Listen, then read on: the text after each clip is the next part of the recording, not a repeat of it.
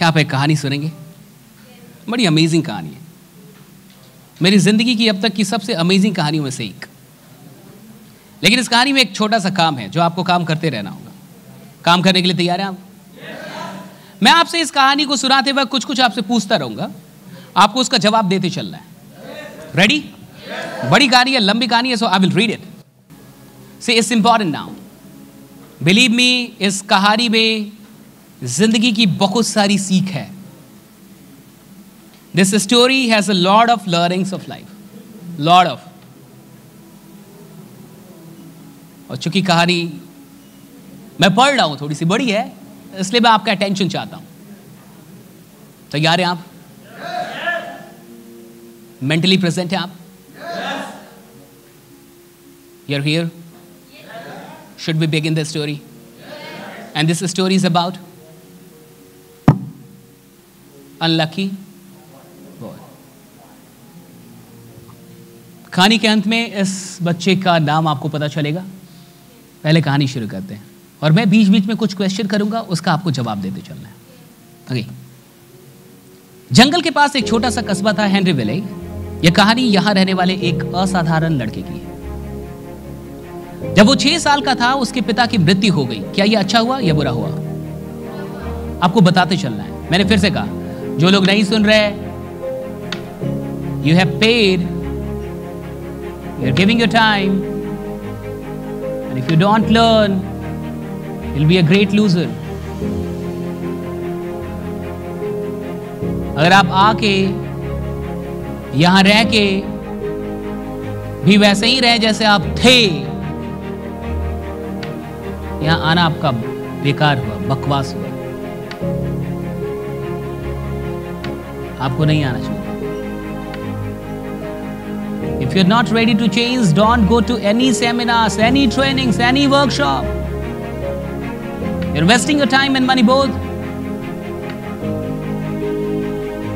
आप अपना टाइम और पैसा दोनों बर्बाद करेंगे। If you're ready to change, then come.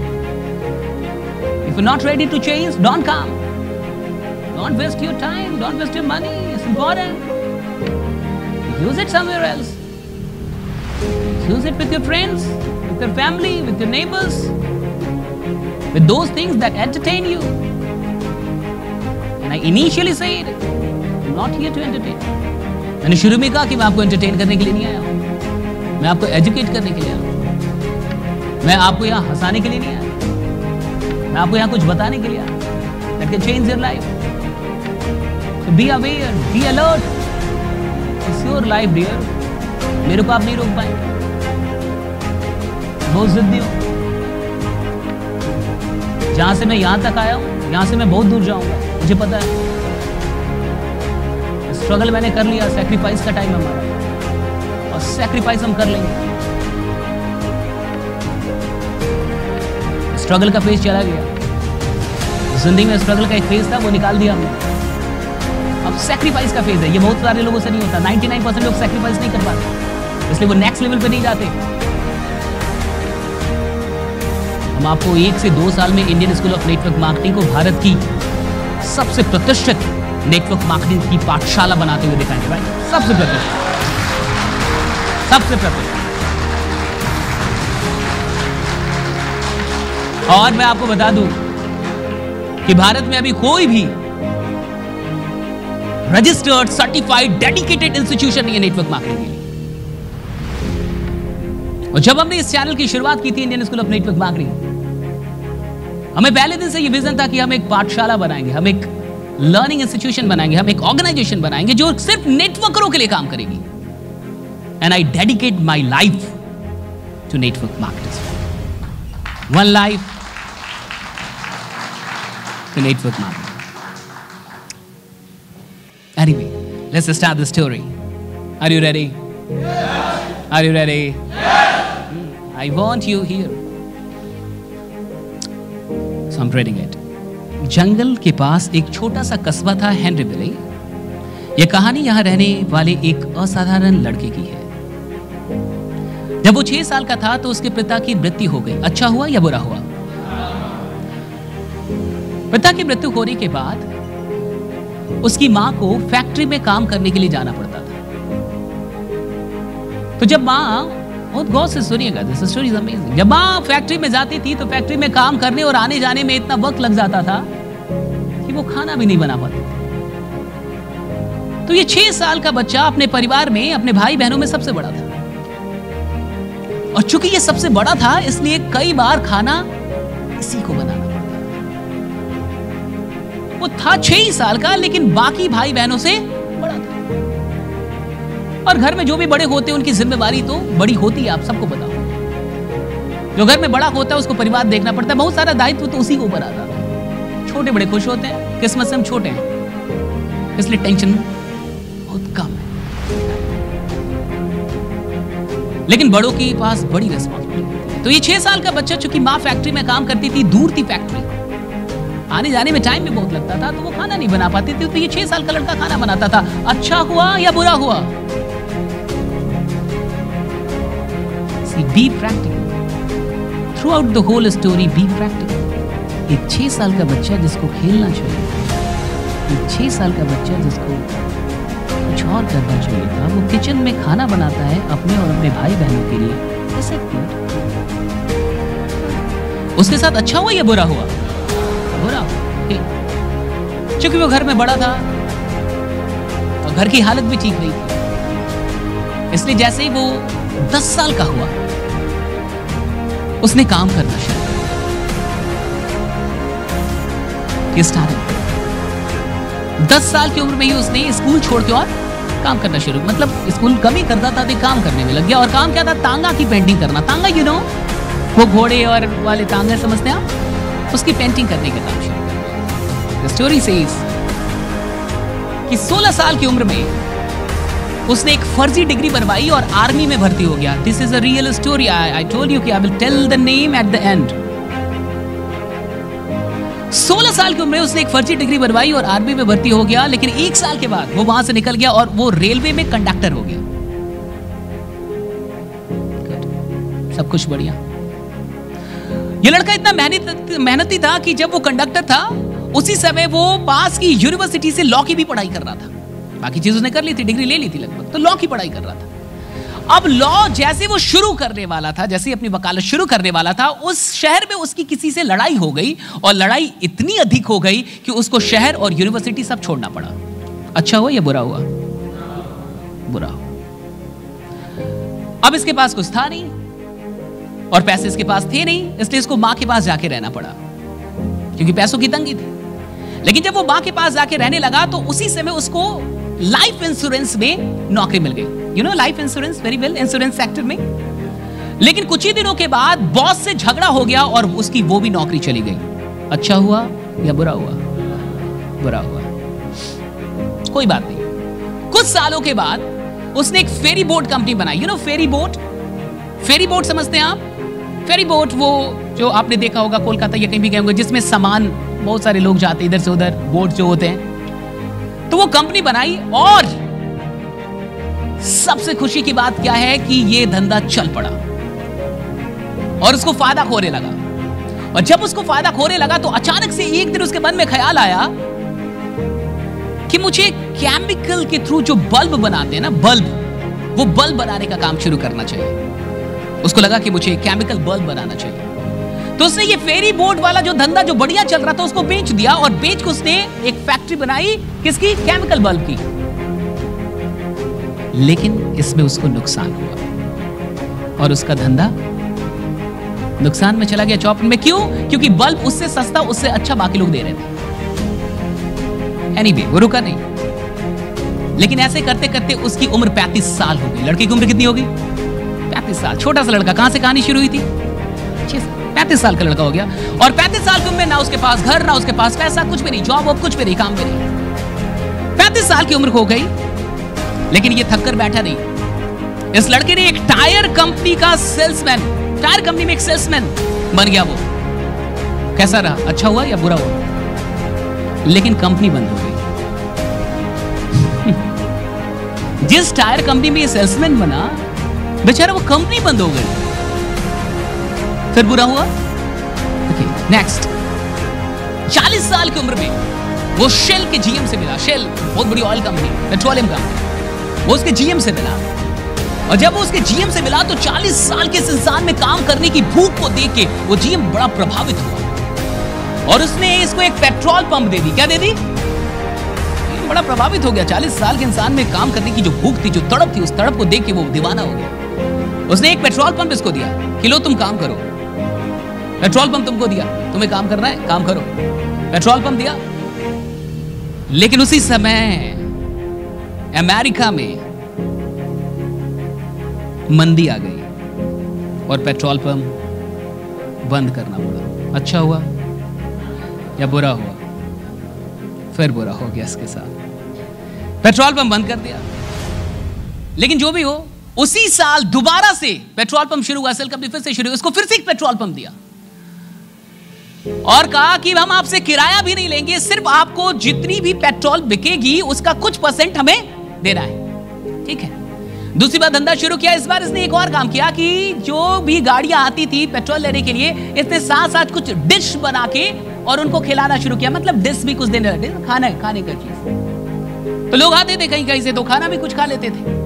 उसमें से एक डिश इसकी प्रसिद्ध हो गई और वो धीरे धीरे चर्चे में आ गई और धीरे धीरे पूरे शहर में बाकी जगहों पे इसका नाम होने लगा कि एक बड़ी अमेजिंग सा वो डिश बनाता है। और धीरे धीरे ये डिश इतनी प्रसिद्ध हो गई कि इसको लगा कि अब मुझे पेट्रोल पंप का काम छोड़ के एक रेस्टोरेंट खोल लेना चाहिए। और इसने यही किया। पेट्रोल पंप का काम छोड़ के इसने अगला काम क्या किया? इसने रेस्टोरेंट खोल लिया। रेस्टोरेंट खोला, वहां तक तो ठीक था, लेकिन बगल में एक और होटल था। बगल में एक और होटल था। तो आप जब कुछ खोलते तो आप बोर्ड लगाते हो उसके लिए, हाँ, एडवर्टीजमेंट का या कुछ भी बिलबोर्ड ये सब लगाते हैं ना।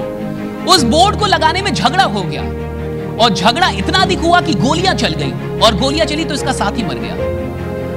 अच्छा हुआ या बुरा हुआ? सर बुरा।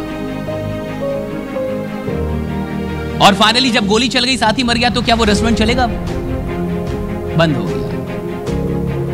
4 साल के बाद, कितने साल के बाद? 4 साल के बाद ये इंसान हार नहीं मारा, इसने फिर से रेस्टोरेंट शुरू किया, ये सोच के कि धंधा अच्छा चलेगा। और इस बार इसने रेस्टोरेंट के साथ साथ मोटेल समझते हैं जहां लोग रुकते हैं, तो मोटेल भी शुरू किया। मोटेल एंड रेस्टोरेंट दोनों अगल बगल, मोटेल यहां पे, रेस्टोरेंट यहां पे। लेकिन उस मोटेल में बहुत भीषण आग लग गई और आग इतनी भीषण थी कि रेस्टोरेंट भी जल गया। अच्छा हुआ या बुरा हुआ? फिर बुरा। देखते चलो, अभी कहानी बाकी। खैर, अब तक इस आदमी को अपना पैशन मिल चुका था। क्या मिल चुका था? पैशन पता चल गया था। पैशन किस चीज में था? कुकिंग में।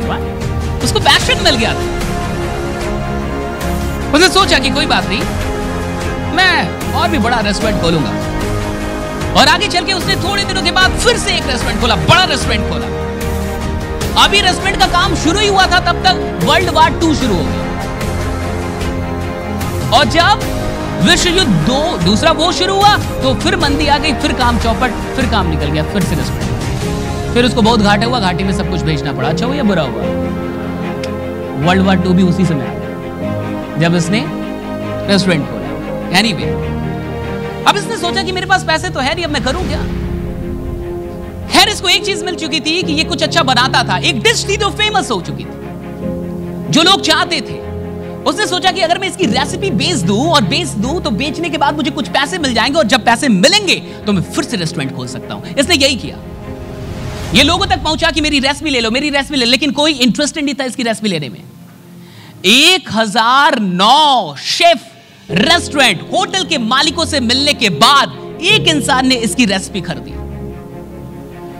और 1009 लोगों से मिलने के बाद, रिजेक्शन मिलने के बाद, जब एक इंसान ने इसकी रेसिपी खरीदी तो उसके देखा देखी में जब उसका धंधा बढ़िया निकलने लगा तो और भी लोगों ने इसकी रेसिपी खरीद ली। इससे इसके पास फिर से पैसे आ गए और फिर से इसने अपना रेस्टोरेंट खोला। और इस बार इसने रेस्टोरेंट बड़ी अच्छी जगह पे खोला, अच्छी जगह पे, हाईवे पे खोला, लोकेशन हाईवे पे, और बड़ी अच्छी लोकेशन पे खोला, हाईवे पे बड़ा सा रेस्टोरेंट खोला। लेकिन इससे पहले कि इसको फायदा होता, इसका धंधा बढ़िया चलता, हाईवे 7 किलोमीटर पहले से मोड़ दिया गया। अच्छा हुआ फिर से बुरा हुआ। हद होता है बुरा होने का, राइट? अब ये हाईवे था, यहाँ पे इसने रेस्टोरेंट खोला, बहुत अच्छा लोकेशन था, चल रहा था। लेकिन इससे पहले कि इसको अच्छा चलता मुना, तब तक 7 किलोमीटर पहले से हाईवे का रास्ता मोड़ दिया गया।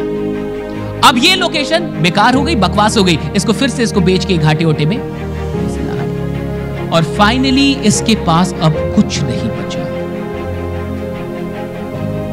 अब इसके पास एक पुरानी सी फटीचर सी कार थी,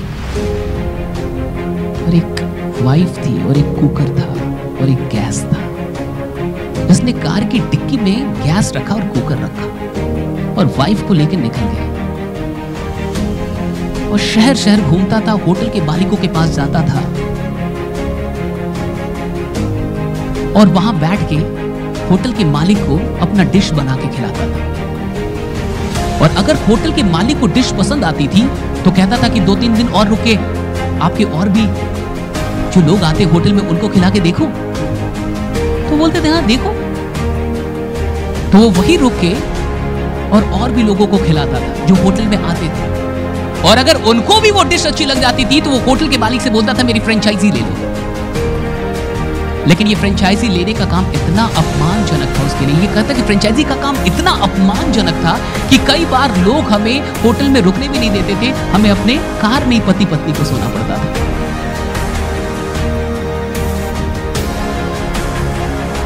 सोचिए इस इंसान ने कितनी मेहनत की, और अगले 6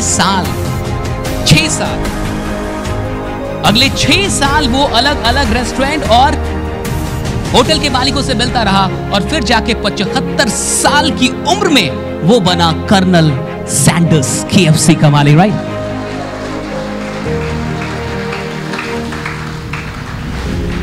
एट द एज ऑफ 75, 6 साल वो और दौड़ा, 6 साल वो और गया होटल के मालिकों के पास, और जब वो 75 की उम्र में पहुंचा तो उसका पसंदीदा बिजनेस चल पड़ा, और KFC पहली ऐसी दुनिया की फूड चेन बनी जिसके दूसरे देशों में चेन बने, पहली फूड चेन पूरी दुनिया में जिसके दूसरे देश में चेन फैले।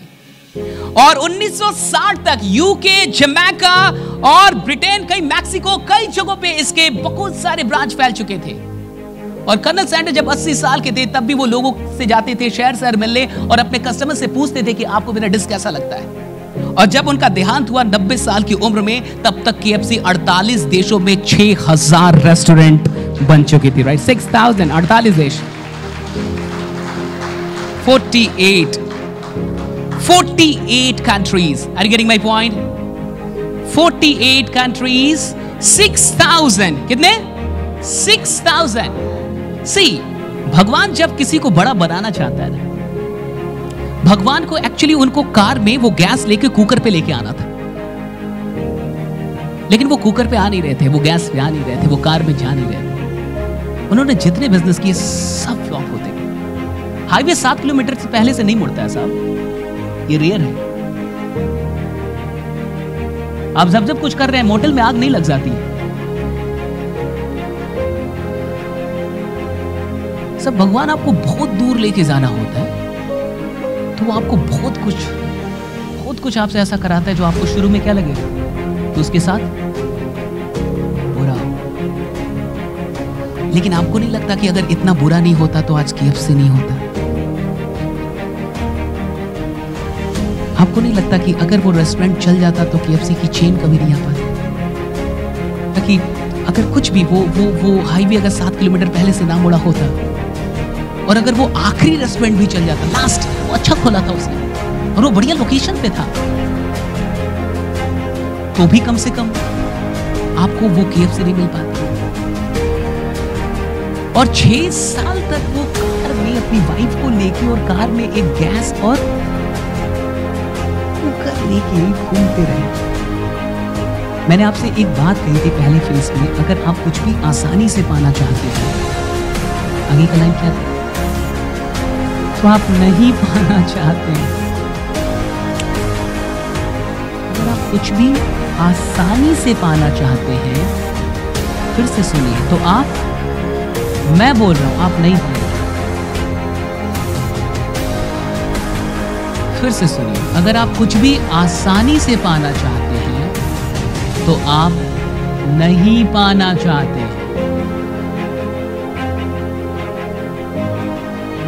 KFC के मालिक के साथ एक अच्छी बात थी, वो कभी रुका।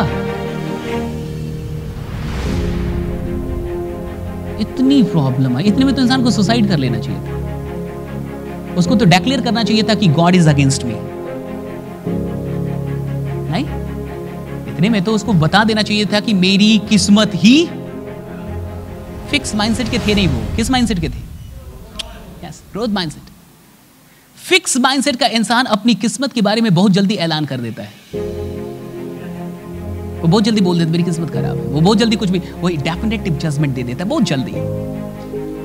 लेकिन जो ग्रोथ माइंडसेट का इंसान होता है वो डेफिनेटिव जजमेंट। अगर आपको लग रहा है कि आपको सफलता नहीं मिल रही, अगर आपको लगता है कि आप बहुत अधिक मेहनत कर रहे हैं फिर भी सफल नहीं हो रहे, वो नहीं कर रहे थे क्या? वो कम मेहनत कर रहे थे।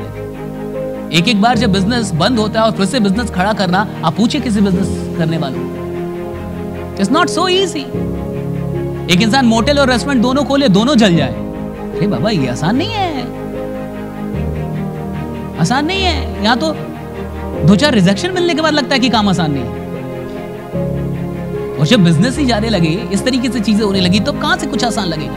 आप बहुत गौर से समझ। This is amazing story. आपने बहुत बार सुना होगा, नाम तो कितना सुन रखा होगा KFC।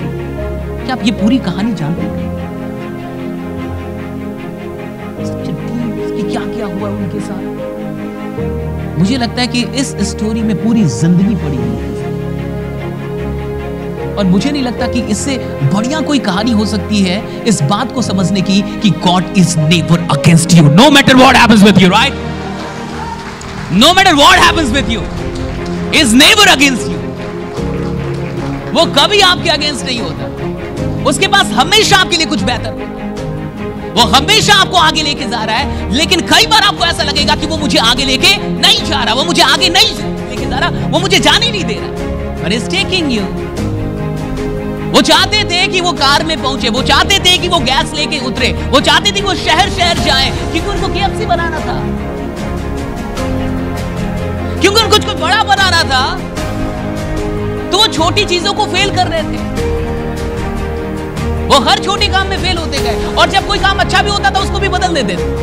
एक फेरी बोट का बिजनेस बढ़िया चला था उनका, लेकिन तब तक केमिकल बल्ब बनाने का आइडिया आ गया, उसको बेच के केमिकल बल्ब की फैक्ट्री डाल दी, उनसे सस्ता कोई बना रहा, फिर फेल हो गए। सी, मैंने आपको पहले कहा कि फेथ क्रिएट्स मैजिक। अगर किसी इंसान को इतने फेलियर के बाद भी ये फेथ है, तभी तो वो गाड़ी लेके निकला होगा। ऐसा है, उसको 2 चीज पे फेथ रहा होगा। पता है किस चीज पे? पहला अपने आप पे, दूसरा अपने प्रोडक्ट पे। उसका जो प्रोडक्ट था KFC का, जो चिकन जो वो बनाना जानते थे, उनको 2 चीज पे यानी फेथ रहा। एक तो खुद पे, उनके स्किल पे, वो यूनिक चीज थी, उस समय किसी के पास वो चीज थी नहीं। और दूसरा इस बात पे कि मेरा बिजनेस चलेगा। सी द फेथ, मेरा बिजनेस चलेगा। कोई रेसिपी लेने के लिए तैयार नहीं था। 1009 कम नहीं होता साहब। सुनने में आसान लगता है 1009। इंसान को 9 लोग रिजेक्ट करते तो उसको लगता है ये धंधा मेरे लिए नहीं है, मैं इस धंधे के लिए नहीं हूं। 9 रिजेक्शन में इंसान ये समझ जाता है ये धंधा मेरे लिए नहीं, मैं इस धंधे के लिए नहीं हूं। 1009 लोग ने तो रेसिपी लेने से इनकार कर दिया। जब उसका मोटेल जला और रेस्टोरेंट जला तो उसके पास जब कोई पैसे नहीं बचे थे तो उसने सोचा रेसिपी बेचूंगा तो पैसे आ जाएंगे, फिर रेस्टोरेंट खोलूंगा। यही करना था उसको। लेकिन वो जब रेसिपी बेचने निकला कोई इंटरेस्टेड नहीं था खरीदने में। तो 1009 लोगों को वो बना के खिलाया, ऐसा बना बना के खिलाया, और खाने के बाद लोगों ने ना बोला। वो 1009 लोग से उसने बात नहीं की, बना बना के खिलाया उनको, और खाने के बाद भी लोगों ने ना बोला। वही KFC का चिकन जो आज पूरी दुनिया में मशहूर है, और लोग ना बोलते गए। लेकिन वो 1009 के बाद भी रुका नहीं। वो एक इंसान खोज रहा था जो हाँ बोले, उसने लिया और उसका बिजनेस बढ़िया चला। उसकी देखा देखी और भी लोगों ने लिया। इसके बाद फिर पैसा आया, फिर उसने रेस्टोरेंट खोला, लेकिन फिर वो रेस्टोरेंट चला नहीं। हाईवे के लोकेशन पे वो खोला, हाईवे मुड़ गई।